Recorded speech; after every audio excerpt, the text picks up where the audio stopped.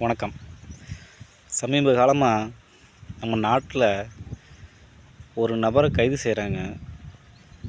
அவருக்கு ஒரு தண்டனை சட்டம்னு சொல்லி ஒரு வழக்கில் கைது செஞ்சு அவங்கள சிறையில் அடைக்கிறாங்க. ஆனால் அந்த நபர்கள் நீதிமன்றத்துக்கு போய் அந்த பிரிவில் என்னை கைது செஞ்சது தப்புன்னு சொல்லி வெளியே வர்றாங்க. என்ன நடக்குதுன்னு தெரியல. இந்த நாட்டில் நல்லா படித்து சட்டம் தெரிஞ்சவங்க அந்த பதவியில் இருக்கிறாங்களா, இல்லை நம்மளை ஒன்றுமே செய்ய முடியாதுங்கிறனால அதை அவங்க செய்கிறாங்களா? இதுக்கு எல்லாமே இந்த சட்டம் வழிவகுக்குதான்னு நமக்கு ஒன்றும் புரியல. ஏன் நம்ம இந்திய அரசியலமைப்பு சட்டம் இப்படி இருக்குது?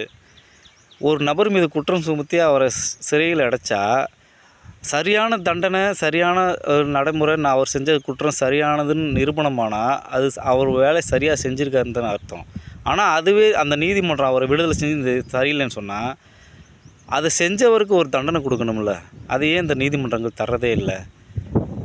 நீங்கள் நல்லா மறுபடியும் படிச்சுட்டு வாங்க, ஒரு பதவி இறக்கம் செய்யணும், இல்லை இந்த பதவியில் நீங்கள் இருக்கிறது தகுதியான ஆள் இல்லைன்னு பதவி நீக்கமாவது செய்யணும் தானே. ஏன் இதை செய்ய மாட்டேங்கிறாங்க?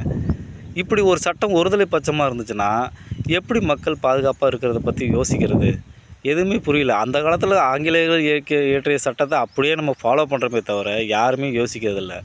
முக்கியமான பதவியில் இருக்கவங்களும் இதை பற்றி முடிவு செய்கிறவங்களும் யோசித்தா நல்லதுன்னு நினைக்கிறேன்.